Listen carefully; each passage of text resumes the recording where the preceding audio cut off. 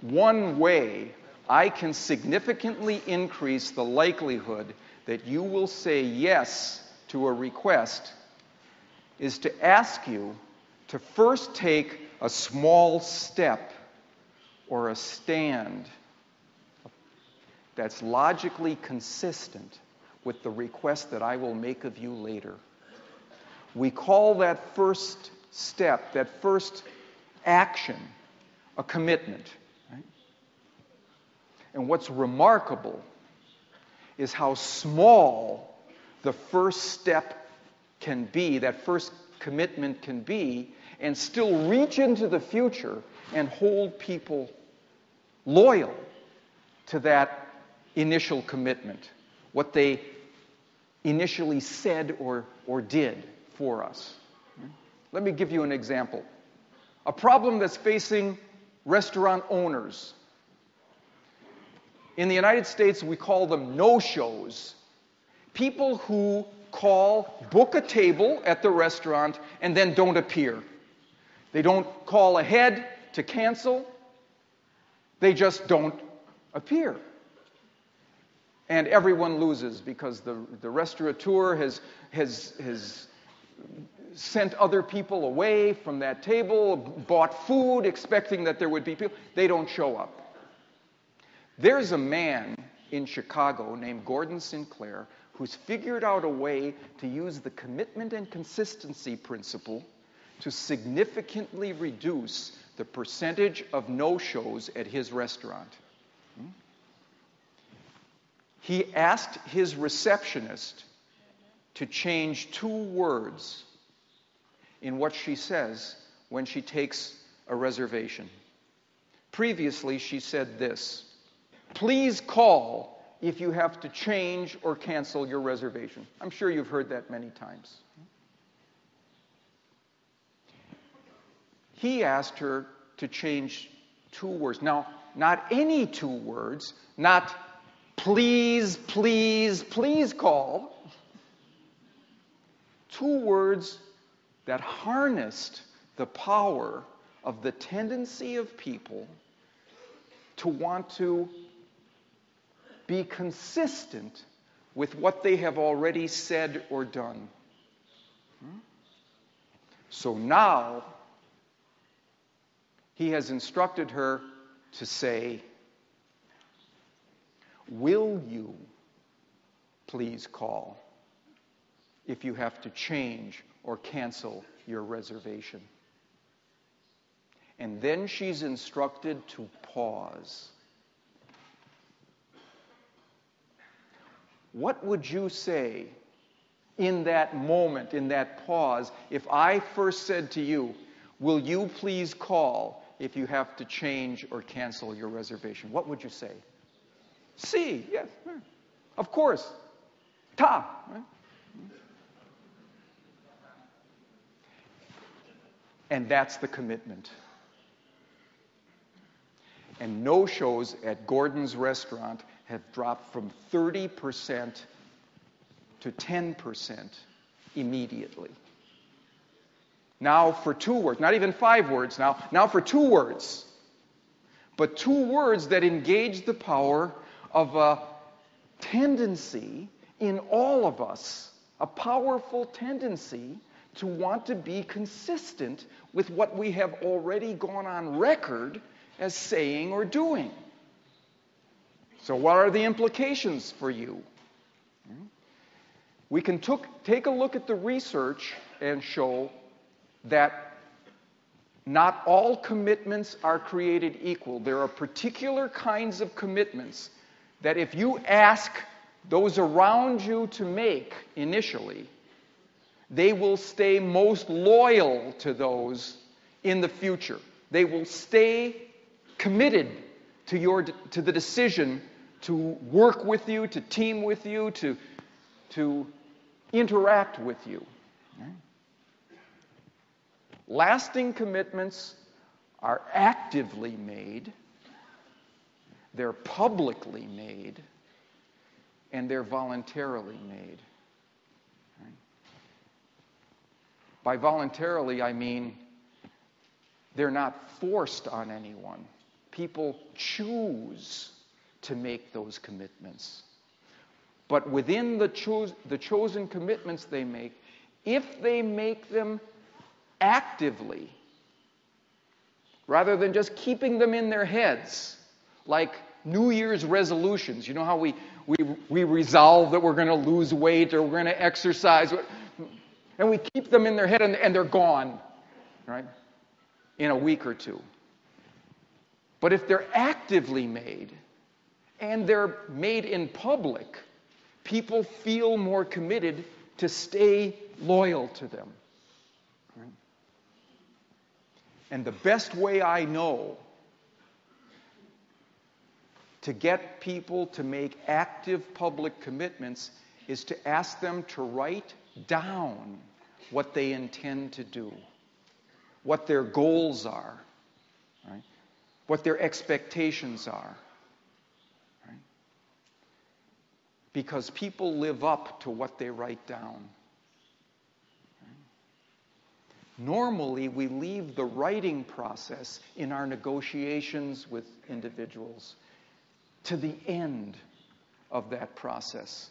When we sign the letter of intent, when we sign the contract, I'm asking you to find ways to ask the people that you're dealing with to write down with you even your preliminary tentative agreements.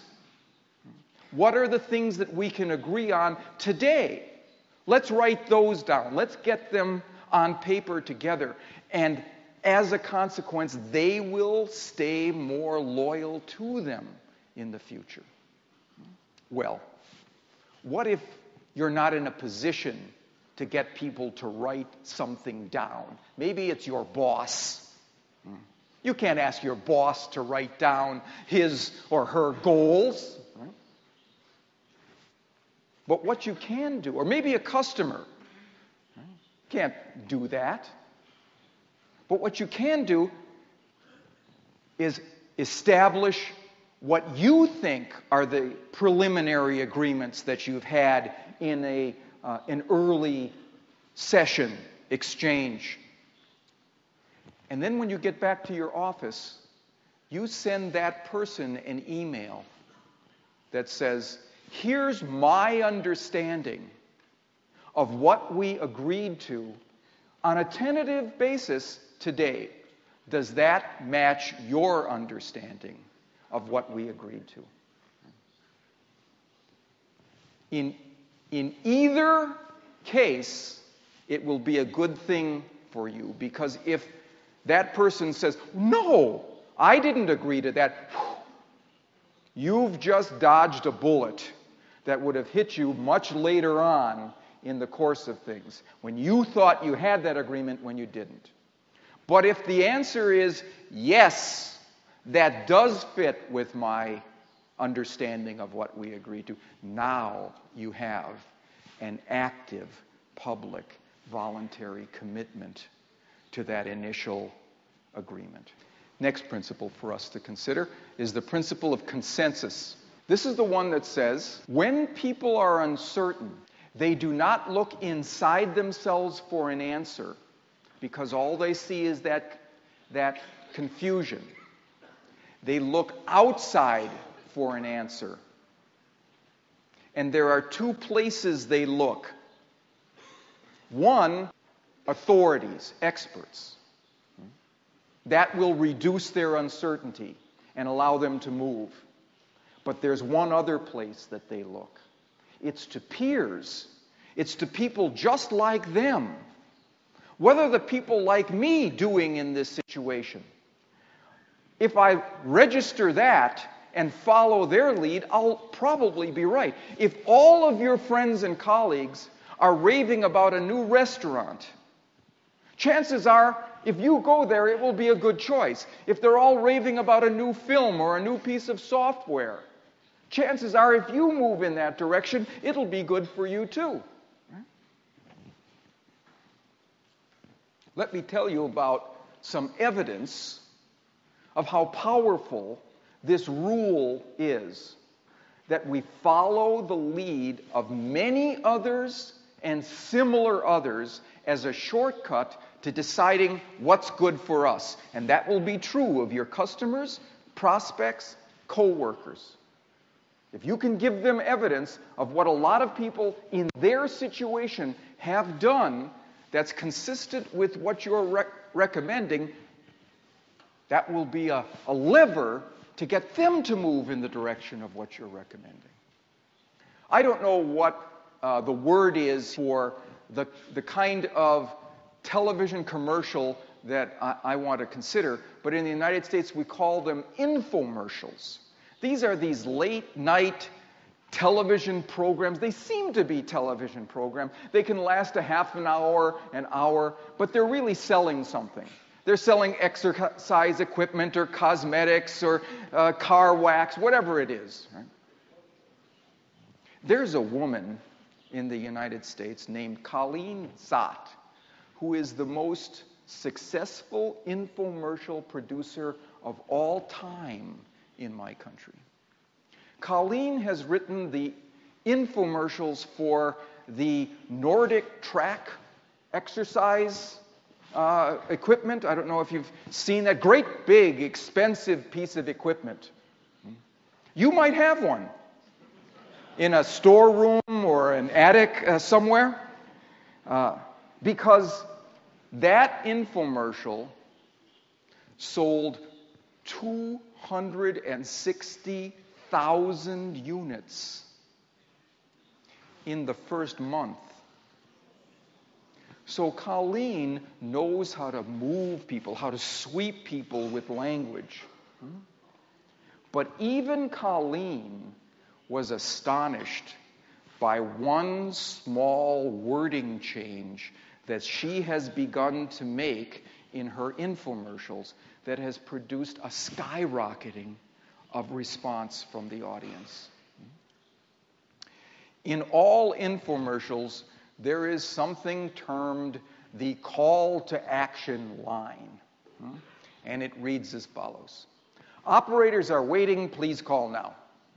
You've seen something like that, some language like that. Colleen changed 3 words in this line and then registered the amount of impact that it had on viewers who then called to purchase the products.